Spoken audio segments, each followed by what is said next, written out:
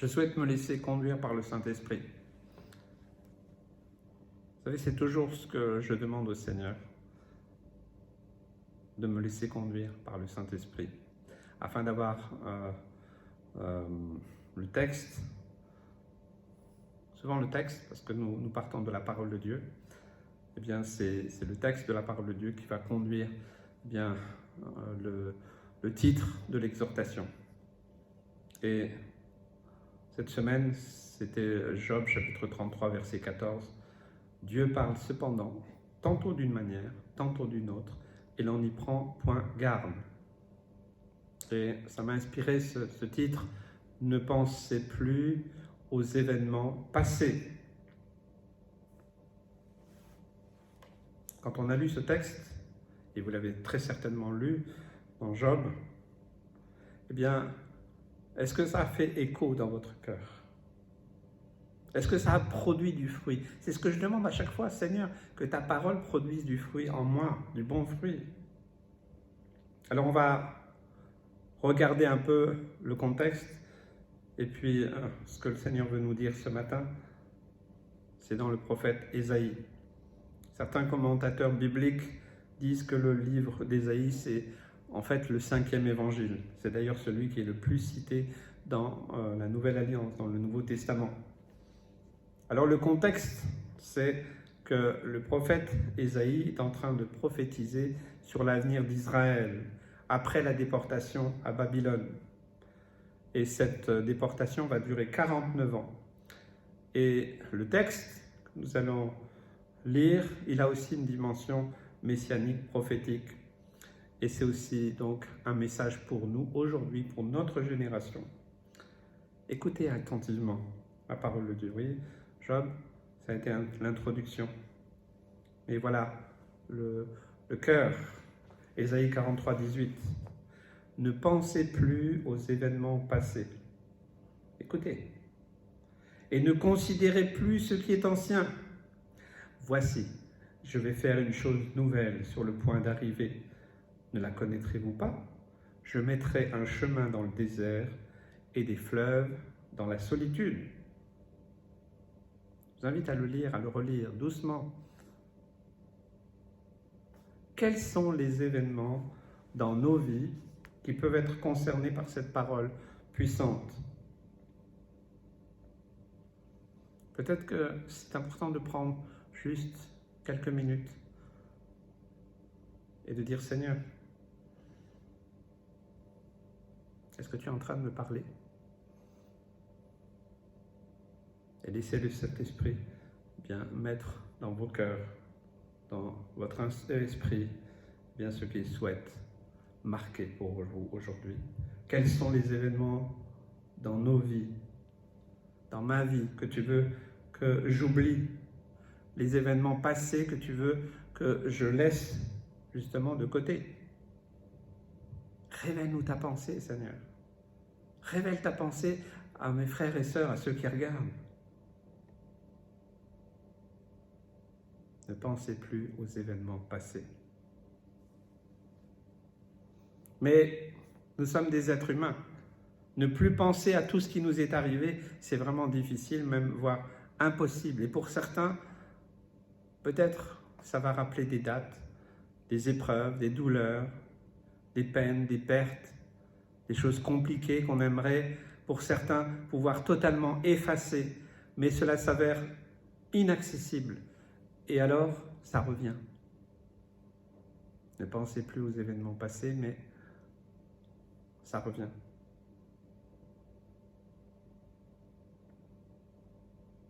J'ai vécu aussi des années difficiles, très difficiles, compliquées, spéciales.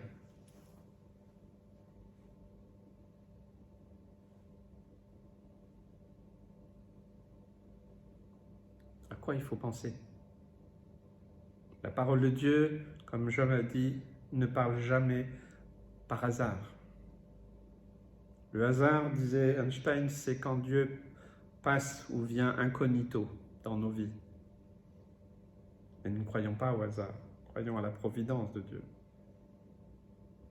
Donc elle ne parle jamais au hasard, la parole de Dieu.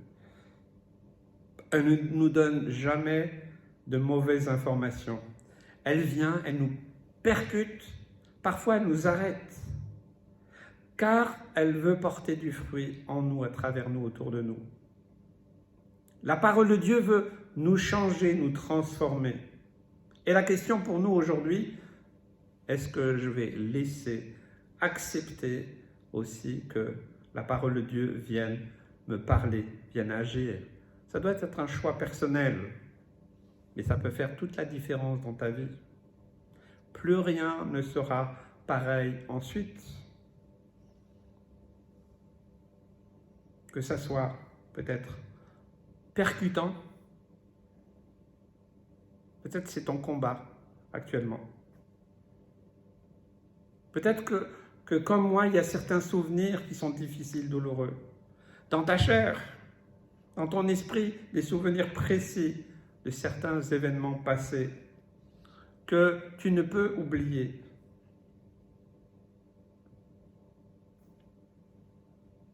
Et tu veux avancer avec le Seigneur. Tu veux rentrer dans une nouvelle saison, tu veux rentrer dans les promesses de Dieu, mais c'est toujours là. Comment faire pour ne plus penser aux événements passés? Il n'y a pas de raccourci possible. Il n'y a pas d'autre choix pour chacun de nous.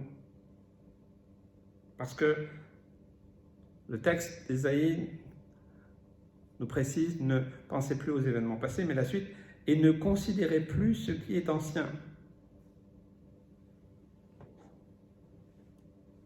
Cela ne dit pas que nous devons oublier le passé. Il n'est pas question d'être dans le déni. Non, il y a des choses qui sont vraiment arrivées. Il y a des épreuves, des difficultés, des conséquences que nous avons vraiment vécues. Mais je dirais, c'est de ne plus prendre tout cela comme référence, quelles que soient les choses que nous avons vécues. Quelque part, d'accepter ces expériences. Elles sont passées, mais ce n'est plus notre point de référence. Ce n'est plus ce qui nous, on va dire, nous oriente dans notre vie présente. Vous voyez ? C'est plus la référence pour vivre aujourd'hui. Parce que nous avons tendance, en tant qu'être humain, à toujours embellir notre passé. Des fois, on se souvient, vous savez, on a tendance à dire « Ah, c'était mieux avant ». Puis on oublie le contexte, on oublie beaucoup de choses. Notre mémoire est sélective, elle va tout faire pour se rappeler des bonnes choses. Mais il y a quand même des choses difficiles qui sont arrivées. Certaines, on ne les oublie pas comme ça. Notre société a beaucoup changé et les valeurs de nos anciens ne sont plus respectées et ne sont plus vécues aujourd'hui. Et c'est de pire en pire. Mais est-ce que cela veut dire que nous devons continuer à faire référence au passé dans tout ce que nous faisons aujourd'hui? La parole de Dieu nous dit, pour que le reste de cette parole prophétique puisse se réaliser, nous devons accepter, nous devons laisser le Saint-Esprit changer notre façon de penser par rapport à ce qui nous semblait jusqu'ici avoir une telle importance dans notre passé, dans le nôtre ou celui de notre famille, notre carrière, de nos amitiés et autres. Mais ça paraît être une mission impossible, parce que nous sommes des êtres humains tellement limités. Et en fait, de nous raccrocher au passé, c'est des fois pour ne pas perdre pied. Ce sont nos racines, ce sont nos origines. Mais il est extrêmement important de laisser le Saint-Esprit nous parler, révéler, identifier, mettre à la lumière ce qui dans nos vies nous considérons tellement et qui nous vient d'expériences passées, mais qui nous empêche d'en rentrer dans ce que Dieu a prévu pour nous aujourd'hui. Il y a des gens qui vivent que dans la nostalgie. Ou certains sont bloqués dans des épreuves difficiles, dans le passé encore. Dieu, par la bouche du prophète Ésaïe, va aller plus en détail dans sa proclamation. Et c'est vraiment merveilleux. pour son amour infini qu'il a eu pour Israël à l'époque. Parce qu'il ajoute quelque chose d'important. Écoute, voici, je vais faire une chose nouvelle sur le point d'arriver. Amen. Cette parole divine ne fait pas qu'un constat sur notre difficulté, voire notre incapacité naturelle à oublier le passé, à ne plus mettre en avant ce qui est ancien, mais il veut vraiment nous aider, nous encourager et nous donner de l'espoir. Il veut te donner ou te redonner de l'espoir, mon ami, mon frère, ma sœur. Parce que notre monde a besoin d'espoir. Il a besoin d'amour. Mais sans espoir, nos vies n'ont pas de valeur. Elles sont ternes et moroses, tristes, parce que nous restons coincés dans nos habitudes, dans nos routines, et qui nous enferment peu à peu, et qui nous voilent l'horizon. Notre Dieu est tout-puissant et il nous connaît, parce que nous sommes sa création dès l'origine de l'humanité. Il sait que nous sommes limités et que nous avons besoin d'être encouragés afin de vivre dans sa pleine et totale volonté. Il nous connaît. Est-ce que vous aimez l'attente d'un rendez-vous, d'une fête? Est-ce que vous aimez ce moment très spécial, le moment unique où vous avez un cadeau encore enveloppé et vous êtes en train de l'ouvrir? Il y a une attente, il y a un espoir. Il y a beaucoup de choses qui disparaissent alors. C'est comme deux fiancés qui doivent se rencontrer. Tous nos sens sont en éveil. Moi, quand j'étais fiancé, j'ai fait des choses, et certainement vous aussi. On est capable de faire des choses, de traverser la France. Il n'y a rien qui nous empêche, qui nous arrête. Parce qu'il y a notre cœur qui bat plus fort. Parce qu'il y a cette attente, il y a cet espoir. Un espoir d'une chose nouvelle, d'un événement particulier. Dieu nous a envoyé son propre Fils, Jésus, notre Sauveur et Seigneur, sur la terre, pour accomplir une œuvre nouvelle qui n'avait jamais été faite depuis le début de l'humanité. Cela pour nous sauver, pour nous délivrer, pour te sauver, te délivrer. Il aura fallu attendre des milliers d'années avant que ce que Dieu avait prévu s'accomplisse. Une nouvelle naissance possible nous a été annoncée. Elle est encore disponible ce matin pour tous ceux et celles qui décident de lui faire confiance. C'est formidable, c'est puissant, amen. C'est extraordinaire. Et j'espère que vous avez fait cette merveilleuse expérience de la nouvelle naissance. Quand Dieu nous annonce qu'il va faire une chose nouvelle, qu'il précise même que c'est sur le point d'arriver, c'est sûr, c'est certain, c'est garanti, même si nous n'en savons pas plus. Depuis 2000 ans que Jésus-Christ est venu sur la terre, qu'il est mort, ressuscité et qu'il est remonté auprès de notre Père au ciel, nous savons et nous attendons cet événement exceptionnel, grandiose, unique, qui est sur le point d'arriver. Je parle du prochain retour de Jésus-Christ, qui viendra chercher ceux et celles qui lui appartiennent. Ce jour merveilleux, cette chose annoncée, eh bien, c'est ce qui nous donne de l'espoir. C'est ce qui me donne de l'espoir. C'est ce qui m'encourage, c'est ce qui me permet de tenir bon sur cette terre. Parce qu'il y a tant et tant de misère et de souffrance. Il y a tant de dérives, il y a tant de choses qui sont difficiles à vivre. Mais il n'est pas seulement question de cet événement dans ce texte, mais aussi de notre vie aujourd'hui. Voilà ce que la suite de cette parole divine nous donne comme précision. On continue le texte d'Isaïe. Ne la connaîtrez-vous pas? Je mettrai un chemin dans le désert et des fleuves dans la solitude.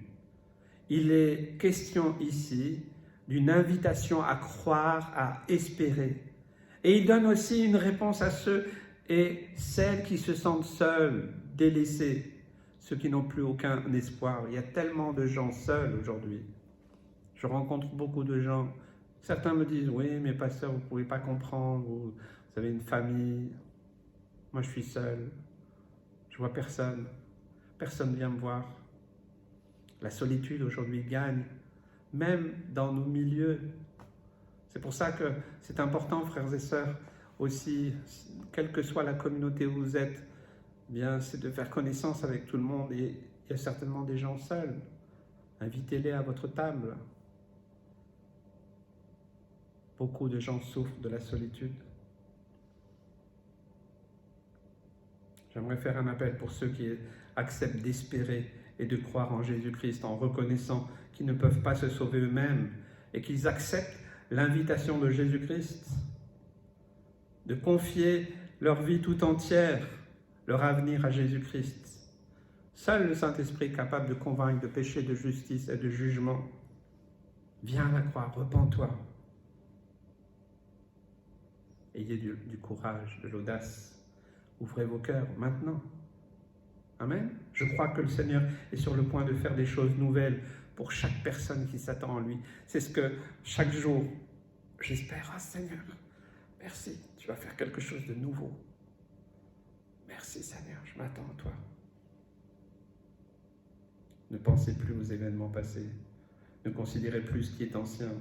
Voici, je vais faire une chose nouvelle. Sur le point d'arriver, ne la connaîtrez-vous pas? Je mettrai un chemin dans le désert et des fleuves dans la solitude. Maintenant, chacun de nous, nous sommes responsables de cette parole. Qu'est-ce qu'on va en faire?